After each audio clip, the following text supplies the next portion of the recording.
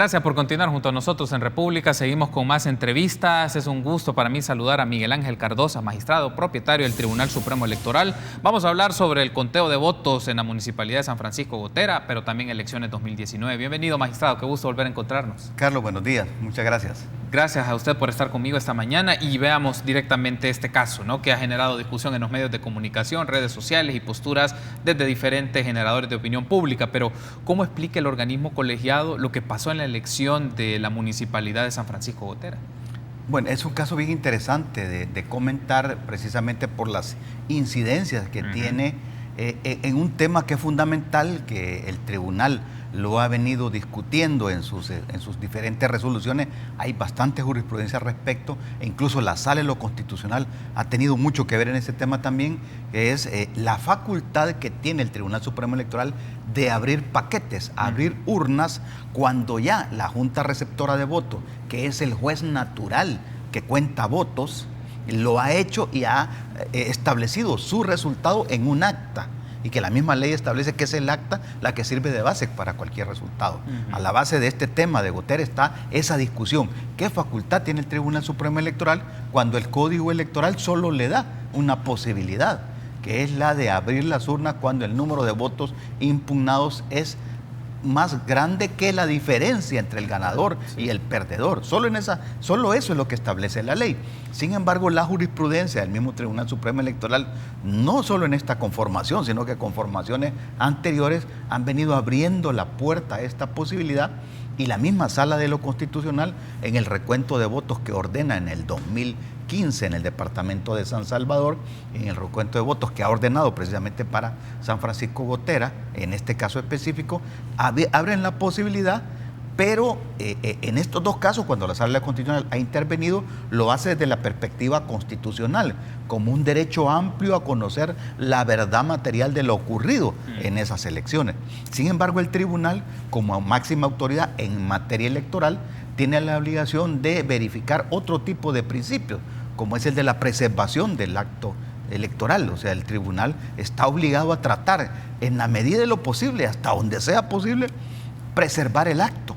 No tiene por qué estar metiendo en estrés adicional a la población para saber quién es su autoridad nombrada. Entonces tiene que preservar el acto. Por eso es que hay una discusión a la base interesante. Y en este caso específico, lo que ocurre es que en el marco del escrutinio final, en CIFCO, cuando estamos en el escrutinio final, cuando estamos conociendo las actas con inconsistencias, porque las mesas de trabajo resolvían los problemas que podían resolver, y las actas con inconsistencias las mandaban al organismo colegiado. Sí. Nos llega un acta de la 8620 en San Francisco Gotera. Esa acta nos llega con manchones, con tachaduras. Se habían tachado los números de tal suerte que ya no eran legibles los números. Sin embargo, en observaciones se había anotado el dato correcto, decían ellos, dato correcto, y habían anotado una serie de datos que al sumarlos precisamente pegaban, eran consistentes. Entonces el tribunal, en una primera instancia, dice: validamos la observación y mandamos de regreso a la mesa a trabajar ese resultado con los datos validados. En la mesa, el representante de Arena discute la legalidad de ese dato y presentan, como dice la ley, cuando hay inconsistencias en las copias de las actas, se verifica la de la Fiscalía, la de la autoridad. Verificamos la de la Fiscalía y la Fiscalía no tiene esos tachaduras, esos manchones. No coincidía la de la Fiscalía. No coincidía. Con la otra. ¿Y qué es lo que dice la ley? Que hay que validar la de la Fiscalía. Sí. Entonces, en una segunda instancia, el Tribunal Supremo Electoral valida la de la Fiscalía y con ese dato cambia el resultado. Con los datos que habíamos incorporado gana, y con los datos de la Fiscalía ganaba Arena. Cambian los resultados. ¿Qué pasó aquí? Porque aquí, por la descripción que usted me ha hecho, magistrado, es ¿qué falló y quiénes fallaron en esto? Y si este fallo fue un fallo involuntario o se puede presumir de que ya, ¿cómo queda este punto? Le termino de contar la historia para llegar a ese momento que usted me está planteando. Entonces nos encontramos en la situación que habíamos validado las dos actas y al final dejamos válida la de la Fiscalía, tal como dice la ley. Ahí quiero resaltar eso, porque es una actuación de legalidad del Tribunal Supremo Electoral. No es que haya inventado un fraude como se comenta por ahí, no, es una actuación legal. Es el acta de la Fiscalía la que el tribunal valida y con esa gana Arena. Efectivamente, el representante de Gana en la mesa estuvo reclamando esa posibilidad, nos llegó otra vez la discusión e intentamos en el organismo colegiado ver la posibilidad frente a esa duda de abrir esa urna. Y lo discutimos en CIPCO, de abrir esa urna. Mi posición fue, abrámosla, porque aquí hay duda. Sin embargo, no hubo el consenso de votos en el organismo colegiado para abrirla, y en el escrutinio final declaramos resultado ganador Arena y lo publicamos. Ahí viene la etapa de los recursos de nulidad de escrutinio final. El partido Gana presentó el recurso de nulidad que en una votación dividida el tribunal lo admite y recibimos aprueba. Incluso llegaron los testigos. Uno de los testigos, y aquí vengo a contestarle su pregunta, uno de los testigos señala que es una señora, que es la que encargada de llenar las actas, era la secretaria de la mesa. Dice, sí, efectivamente, después reflexioné en mi casa y me doy cuenta que nosotros escribimos los mismos resultados de diputados en el acta de diputados y en el acta de consejo municipal. Lo dice una testigo. Sí. Otro testigo dice, si yo era el encargado de llevar el acta a transmisión de resultados, y cuando llego donde está el escáner, el transmisor le dice, mire, pero aquí tiene los mismos datos, esto no está bien. Entonces, en ese momento, dice él, a presencia de los vigilantes, hacen la corrección. ¿Qué fue? Que tacharon. Que tacharon y lo ponen en la observación. Por lo tanto, en ese momento ya habían entregado las otras copias y no era coincidente. Pero además lo hace cuando ya no están todos los miembros de mesa, sino que los vigilantes de los partidos. Y ese es el dato que se transmite. Entonces, sí, con ese dicho, a mí personalmente me quedó la duda que algo había ocurrido en esa mesa. Y por lo tanto, tal como lo había pedido el solicitante, porque el solicitante pide, mire, valide la primera acta o abra el paquete y verifique resultados.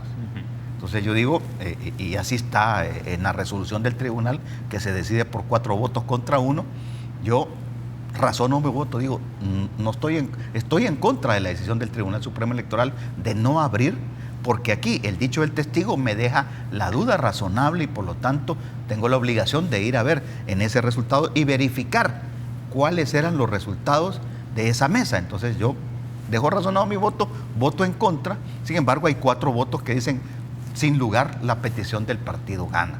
Okay. Por eso es que nosotros declaramos firmes los resultados con esa votación 4-1, declaramos firmes los resultados y se publican en el diario oficial declarando ganador al partido Arena. Tengo un aspecto aquí para incorporar a la discusión. Me parece interesante toda la reconstrucción del hecho y cómo me ha venido describiendo todo este proceso, magistrado. Tenemos declaraciones de Naín Ferrufino, que se convirtió ahora en el alcalde ya electo de San Francisco Gotera, y tiene que hacer el cambio porque ya había asumido el otro alcalde del partido Arena, pero tenemos las declaraciones y escuchémoslas, y también luego vamos a presentar un tuit de declaraciones de Guillermo Gallegos de esto que ha ocurrido. Escuchemos y luego regresamos con las valoraciones del magistrado. La verdad que hasta este momento, bueno, nosotros cuando terminó el escrutinio final, nosotros interpusimos un aviso a la Fiscalía General de la República por actos arbitrarios y por fraude electoral, precisamente por el acontecimiento de la 86-20, pero creemos nosotros que con la apertura de la urna hemos llegado al fondo de la verdad, hemos conocido la verdad real y en ese sentido ahí se puede desvirtuar cualquier situación. Al final el tiempo nos dio la razón, porque los votos que estaban en el 86-20 fueron los que nosotros decíamos que estaban, y fue por eso que dimos nosotros el paso de interponer el recurso de amparo. Ahí teníamos entonces las declaraciones del señor Naín Ferrufino, que se convierte entonces en el alcalde por el partido Gana de San Francisco Gotera en Morazán, pero también quiero pedir que puedan proyectarse en este momento un tuit de declaraciones de Guillermo Gallegos, que habla sobre esto y da una reacción sobre este punto. Ahí aparece: ¿cuántos casos más habrán quedado en la impunidad electoral? Fuera magistrados del Tribunal Supremo Electoral, renuncien. Bueno, con el partido Gana y particularmente con Guillermo Gallegos ha existido una serie de señalamientos y una serie de menciones hacia el Tribunal Supremo Electoral, pero me gustaría tener su reacción sobre estos dos aspectos, magistrado. Bueno, es importante rescatar, Carlos, que tal como lo dice el candidato de Gana a la alcaldía municipal, ellos fueron posteriormente en un recurso de amparo a la Sala de lo Constitucional. Ellos se amparan de la decisión que por 4-1 el tribunal decide declarar ganador al partido Arena. Que usted razonó su voto. Que yo razono mi voto en contra. Y estoy de acuerdo que ahí tenía que abrirse.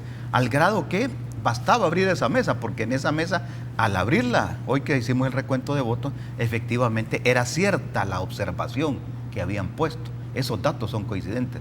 Lo que se contó en la mesa fue ese recuadro de observación, que fue la primera decisión que tomó el tribunal al validar eso.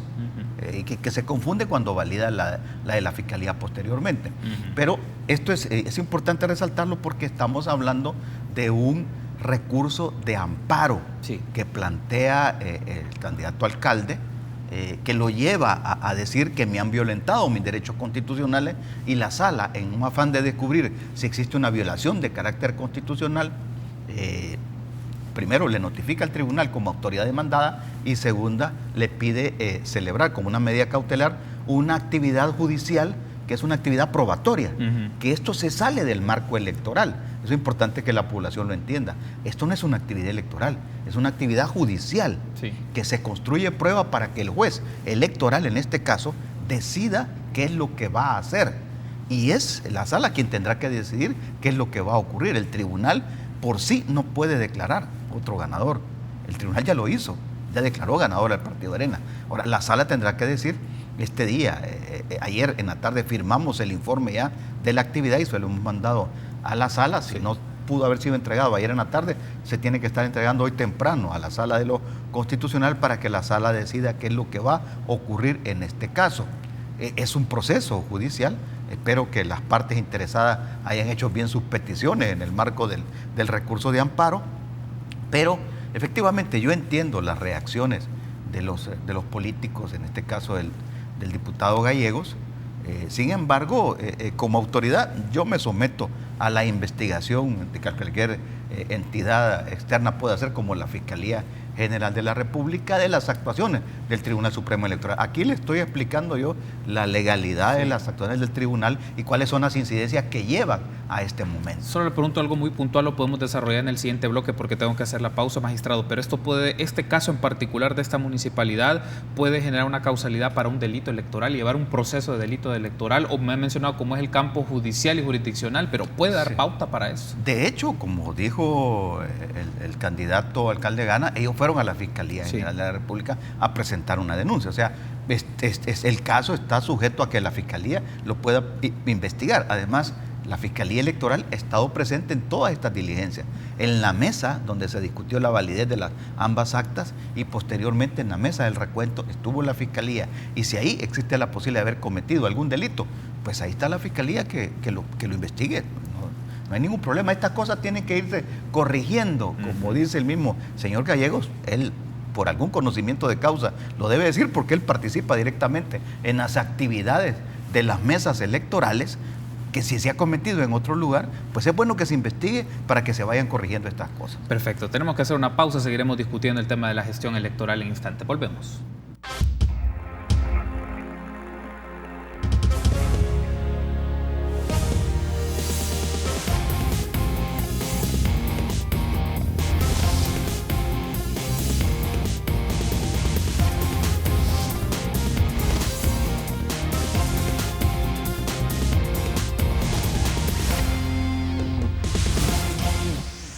Gracias por seguir junto a nosotros en República. Continuamos platicando con Miguel Ángel Cardosa, magistrado propietario del Tribunal Supremo Electoral. Ahora hablemos un poco del tema del proceso de configuración de Nuevas Ideas como partido político ante el Tribunal Supremo Electoral.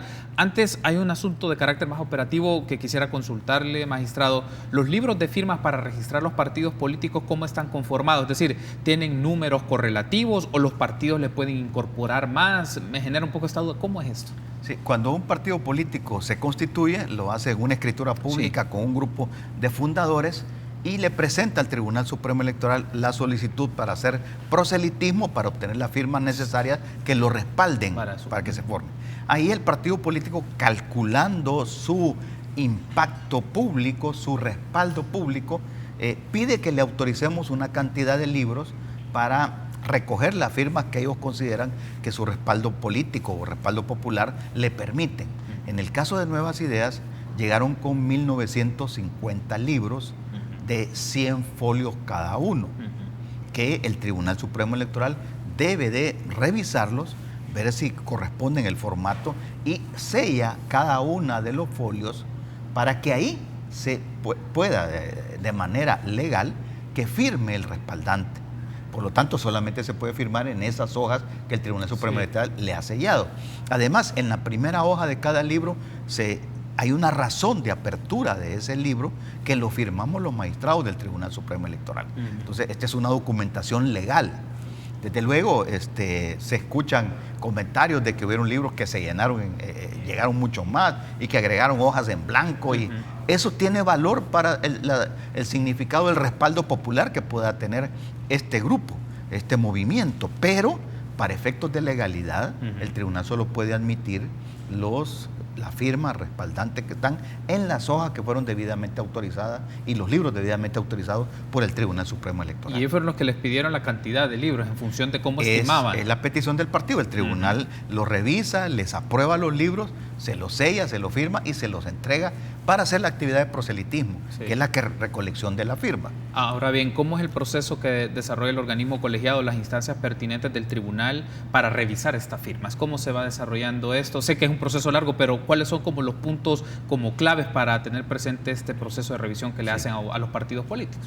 Posteriormente a que el partido haga la actividad de recolección de firmas, llega al Tribunal Supremo Electoral a entregarle los libros para que haya una verificación de firmas y huellas, dice la ley. Esta actividad de verificación, el tribunal en principio tiene que haber una revisión de Secretaría General, porque cuando usted presenta un escrito a un tribunal, Secretaría del Tribunal debe de revisar que lo que usted me está diciendo que me está entregando es lo que realmente llega.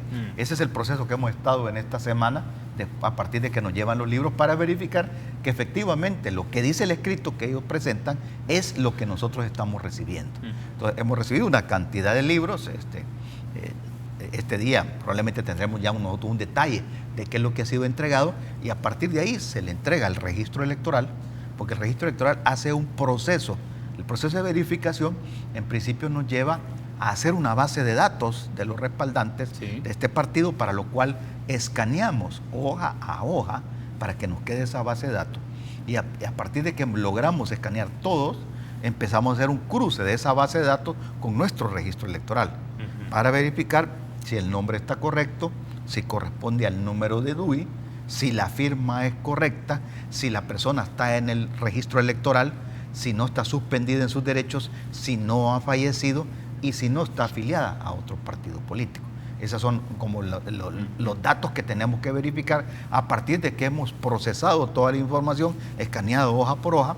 Este proceso ya se hace a presencia de delegados del partido en formación, porque se les autoriza que vayan delegados y estén con nuestros empleados del registro electoral verificando el paso a paso que está ocurriendo hasta que se determina el número de firmas válidas que quedan al final de este proceso. Perfecto. Quiero aprovechar, en pantalla va a aparecer un tuit que escribió Nayib Bukele sobre este caso en particular de Nuevas Ideas y su reacción. El Tribunal Supremo Electoral no tiene opción para no avalar nuevas ideas. Ya no se estarán metiendo conmigo, sería con la gente. Si el tribunal ignora eso, yo no haría ningún llamado a la gente, pero no sé qué pasaría. ¿Cómo interpreta usted esta declaración?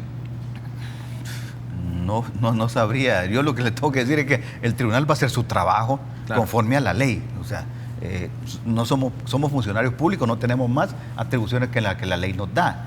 Y como juez, yo estoy acostumbrado a trabajar para ese tipo de comentarios. O sea, independientemente de lo que diga la gente, el juez tiene que hacer lo que dice la ley. Y eso es lo que en mi caso voy a hacer. Verificar la firma como dice la ley, verificar que cumplan. Y si pasan más de 50,000 firmas que cumplan los requisitos de ley, el partido tiene todas las posibilidades de constituirse como tal. Yo en mi caso no tengo ninguna razón por la cual si estoy favoreciendo a una o X, Y, Z, no lo estoy haciendo así. El año pasado validamos un partido político, cumplió este proceso sin ningún problema, ahí está inscrito el partido político Vamos, y ese es el trabajo que nosotros hacemos como juez. El proceso entonces, pongamos este escenario, se aprueba entonces ya la constitución de Nuevas Ideas, ya no como partido en formación, sino un partido que ya esté inscrito en este proceso. Ahora viene otra pregunta, la habilitación para presentar candidato a la presidencia y el tema de las convocatorias de elecciones internas que mencionar Nuevas Ideas ya hizo, pero en principio por los tiempos y también la interpretación legal. ¿Cómo queda ese escenario ya después bajo el escenario que ha sido aprobado el partido Nuevas Ideas en el registro como partido político? Sí, pues ya después de que presentan las firmas, ellos hacen un escrito para que se les inscriba. Es importante esta etapa que le voy a comentar porque cuando el partido ya cumple el requisito de las firmas, se publica en el diario oficial y se abre una etapa para oposiciones. Si hay ciudadanos que se quieren oponer hacia que constituya el partido político y el tribunal le tiene que dar trámite. Son trámites que están en la ley, que el tribunal no lo puede omitir. Si hay oposiciones, el tribunal tendrá que ver cuál es la razón de las oposiciones. Si son por la firma, si son por el contenido de los estatutos, si no le parece a algún ciudadano, pues tendrá que darle trámite. Y eso nos puede llevar por ahí, por el mes de julio, en ese tema. Entonces, también eso, que antes de aprobarse como partido, hay otras etapas que hacen falta. Que es bueno que la gente lo sepa. Que tienen que transcurrir de acuerdo a la ley y que como jueces no podemos omitir esas etapas, tenemos que cumplir eso. Si llega a esas etapas y si no hay oposiciones o si habiéndolas se logran superar, el partido se va a inscribir como tal y a partir de que se inscribe, dice la ley, en el registro de partidos políticos, a partir de ese momento adquiere su personalidad jurídica, se convierte en un partido político. En ese momento será el momento de analizar si puede o no participar. Los tiempos de participación están dados por dos fechas de la ley. Una de ellas es la fecha de la convocatoria previa a elecciones internas y la otra fecha es la celebración de las internas, la última fecha para celebrar las internas, que son plazos que da la ley. Estos plazos tienen que ver con la fecha de convocatoria a elecciones que el Tribunal Supremo Electoral haga. En su calendario electoral ya el tribunal ha dicho que el 3 de octubre va a hacer la convocatoria a elecciones. Entonces, de acuerdo a la ley, 6 meses antes era la última fecha para hacer la convocatoria a interna. Eso nos lleva al 3 de abril. Y en el mes de agosto, el 1 de agosto, de acuerdo al calendario electoral, finaliza la posibilidad de hacer internas. Como ya lo hemos conversado más de alguna ocasión con usted, estas son internas. El diseño del legislador es así, es que los partidos políticos lo hacen allá en su seno lo que está ocurriendo y no tienen ni siquiera obligación legal de informarle al Tribunal Supremo Electoral. El tribunal no sabe lo que está ocurriendo en los partidos políticos. En algunos casos porque hay mayor difusión pública, como en el caso de las internas del Partido Arena. Sí nos dimos cuenta, además por la campaña anticipada que hubo en ese caso, nos dimos cuenta de eso, pero los partidos perfectamente pueden pasar desapercibidos y el tribunal solamente tiene información al momento en que se van a inscribir las candidaturas. Allá al final de todo el proceso es que nos llevan los documentos. Ese es el momento que el tribunal realmente tiene. Entonces, cualquier escenario que estamos conversando aquí son posibles escenarios que ni siquiera quieren decir que yo estoy adelantando un criterio de que si se puede inscribir o no se va a poder inscribir. O sea, es decir, básicamente, magistrado, tiene que llegar los partidos cuando se cierren ya las fechas de celebración de elecciones internas, que ya pasó la celebración de la convocatoria y luego la celebración de las internas, y presentan los candidatos al organismo colegiado. Ahí vendrá el periodo en donde ustedes van a analizar y valorar y emitir una decisión si está habilitado o no las personas. Eso es allá posteriormente a la convocatoria de elecciones, porque la inscripción de candidatos se abre cuando nosotros convocamos a elecciones, ahí en octubre. Ahí es donde ya nos llegan los candidatos y ahí nos deben de llevar, además de los documentos del candidato que establece la Constitución y la ley que debe de presentar, nos deben de llevar el acta de escrutinio, en donde ellos hicieron su interna, y comprobar con los datos del escrutinio la convocatoria interna que hicieron, y en ese momento es que el tribunal evalúa los documentos. Ok, perfecto. Tengo que hacer una pausa, seguiremos discutiendo el tema electoral en instantes. Regresamos.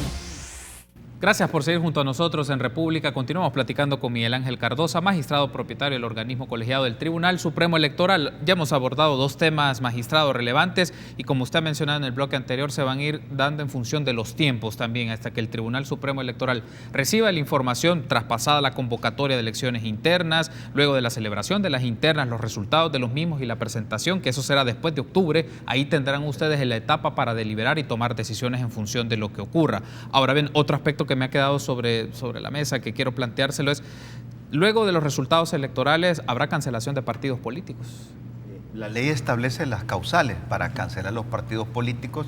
El artículo 47 de la Ley de Partidos Políticos lo dice claramente. Y este día, en la sesión ordinaria del organismo colegiado esta semana, estaremos recibiendo el informe de Secretaría General, donde informa los resultados y quiénes son los partidos que no cumplen esos requisitos y a los cuales se les pudiera haber un proceso de cancelación de partidos. Por ley hay que hacerlo inmediatamente después de que se declaran firmes los resultados. Entonces tendríamos que analizar ese tema nosotros, quiénes son. Ahí están las causales en el 47, las 50.000 firmas, las 50.000 votos que no se alcanzan en una elección de diputados cuando los partidos participan, o obtener un diputado. Hay que revisar en ese caso, cuando participan en las de diputados, en algunos casos hay coaliciones, hay que ver si se obtienen por coaliciones, porque en el pacto de coalición se dice a quién le corresponden los cupos. Hay que ir a revisar pactos de coalición a ver si alguno realmente ha obtenido diputados o no los ha obtenido. Entonces, hay varios elementos que hay que revisar. Hay que recordar el último precedente en el 2015, que el Tribunal Supremo Electoral, en una decisión dividida, dijo que en esa ocasión habían requisitos que habían modificado las condiciones y las reglas, por lo tanto los requisitos no se podían aplicar de manera absoluta, y decidió validar, o sea, aplicando directamente la Constitución, dijo no se cancelan los partidos, inaplicó el artículo correspondiente del 47 de la Ley de Partidos Políticos, lo inaplicó y aplicó directamente la Constitución y dejó vivos al Partido Socialdemócrata, sí, PSD, y a Convergencia, al CD. A esos dos partidos quedaron vivos. Esa resolución del tribunal se fue en consulta a la Sala de lo Constitucional, porque hay una aplicación de ley. La Sala lo admitió, todavía no ha resuelto, por cierto. Eso, ojalá que los magistrados antes de que vaya lo aclaren, nos den claro ese tema. Pero esa posibilidad se mantiene, magistrado, el hecho de que partidos, según el informe que les brinden esta jornada, aparezcan partidos políticos que en función de los resultados y como lo establece el Código Electoral y la disposición de la Ley de Partidos no los obtengan, entonces tengan que desaparecer, pero pueda surgir el criterio de que por la pluralidad, por el tema de mayor participación política, esto se pueda mantener. Es una posibilidad que se mantiene, pero ahora pensando en el escenario del 2019, ya esta lógica de los partidos que en principio podrían desaparecer ya se vuelve más relevante por las características del contexto electoral en el cual ingresamos. Correcto, hay que revisar los precedentes. Esa resolución del tribunal tiene sus motivaciones, hay que verificar si ese precedente se puede aplicar en esta ocasión, para que efectivamente, aplicando directamente la Constitución y la necesidad del pluralismo y la participación proporcional de los partidos, que hasta para los diputados la Constitución lo dice así. Además está basado nuestro sistema democrático en el sistema pluralista de partidos políticos, y si usted ve, hay diferentes reglas, como la votación proporcional para diputados, que van en la línea que se aplica con la regla de los cocientes y residuos, van en la línea de preservar cierto tipo de partidos y que no vayamos orientados al bipartidismo. Entonces, la Constitución tiene en el fondo ese pluralismo de diferentes ideas políticas, eso sí lo tiene.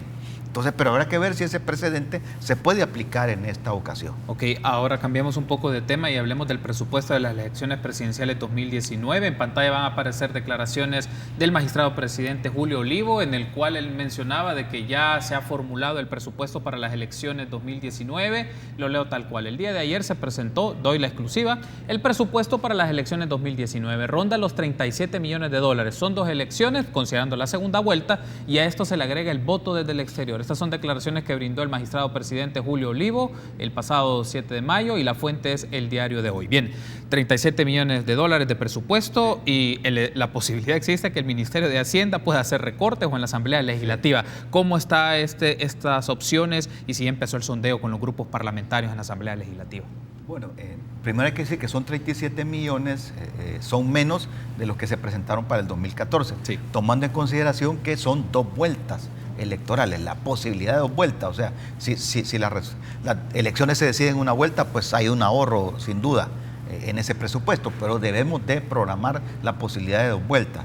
y además se incorporan nuevos proyectos. El presidente lo dijo claramente, viene el tema del voto desde el exterior, que no lo tuvimos en las elecciones de diputados y alcaldes, sino que solamente para la presidencial. Solamente para votos del exterior son aproximadamente 4 millones de dólares los que se gastan en ese proyecto, porque en el caso de El Salvador, hay que recordar, hemos optado por el sistema de voto epistolar o voto por correspondencia, lo cual tiene sus costos adicionales.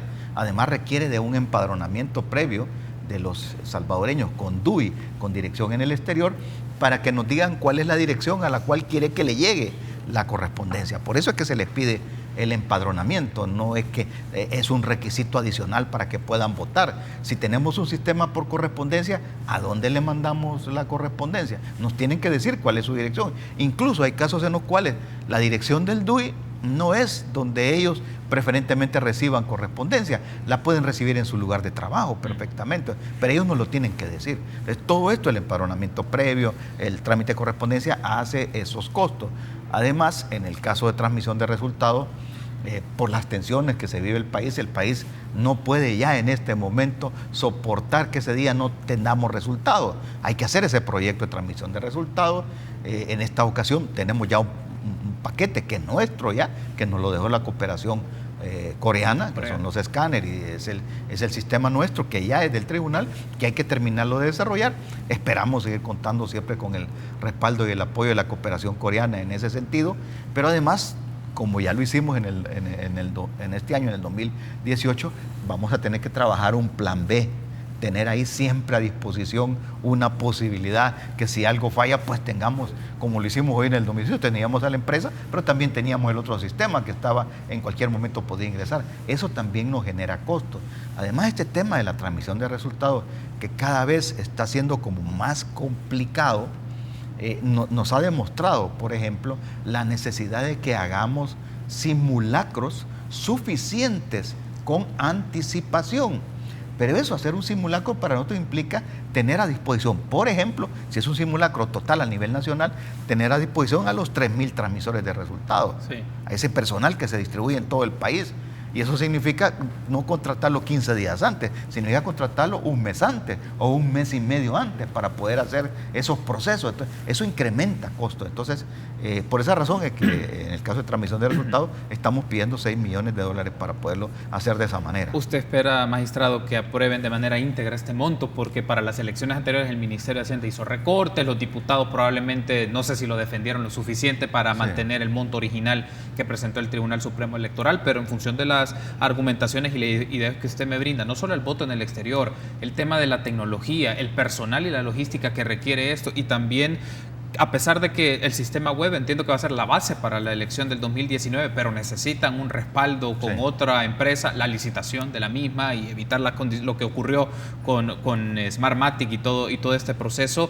Creo que hay suficientes causales para que se mantenga la cantidad, pero puede existir la posibilidad de recortes desde el campo de la hacienda pública. Mire, tomando en consideración la experiencia del 2015, le respondo de esta manera. El organismo técnico que conoce de preparación de elecciones diseña de acuerdo a sus necesidades. El organismo hacendario del Estado le dice a uno qué es lo que puede, y el organismo político, que es la Asamblea Legislativa, decide qué es lo que hay que hacer. Es la Asamblea política, es una decisión política que se decide, estas elecciones queremos. El organismo técnico quiere estas, pero al final la decisión política es hagan estas. Nosotros pedimos más dinero porque queríamos gastar más en tecnología para evitar los problemas, pero no, háganla con esto, háganla con 25 millones. Así la tuvimos que hacer. Entonces, esto, no sé, aunque hagamos la defensa, técnicamente nosotros tenemos el respaldo de que por qué pedimos eso, pero son otras consideraciones las que la decisión hacendaria y la decisión política toman. Tengo que cerrar la entrevista, magistrado, solamente una consulta muy puntual. Las internas que se están realizando ya, bueno, Arena ya lo hizo, el FMLN lo está haciendo. ¿Le van a brindar información al Tribunal Supremo Electoral de sus gastos de campaña, cómo lo ha manejado, o lo van a hacer al finalizar y al tener los resultados de sus internas, o lo harán hasta el proceso de inscripción ya de sus candidatos? ¿Qué pasa ahí? No, en el tema de la información financiera, los partidos políticos están obligados al finalizar el periodo contable, tomando en consideración año calendario, 3 meses después, en el mes de marzo, del año siguiente, ellos están obligados a presentar los balances contables y el tribunal los debe de valorar. En este momento estamos valorando, haciendo un análisis de los balances del 2017 y terminando de finiquitar unas observaciones del 2016. Entonces, al final del año, 3 meses después, en el mes de marzo, nos estarán informando de los gastos. Ahí es el momento en que el tribunal, por ley de partidos políticos, el momento en que el tribunal revisa los gastos y las finanzas de los partidos políticos. Y se va a divulgar esta información a nivel público en el sitio web del tribunal y se va a hacer de conocimiento. Siempre se cuelgan, incluso los partidos políticos por ley están obligados a colgar la información financiera en sus páginas web también. Perfecto. Quiero darle las gracias, magistrado Cardosa, por haberme acompañado y nos seguiremos encontrando en estos procesos de discusión de nuestro país. Gracias por haberme acompañado, magistrado.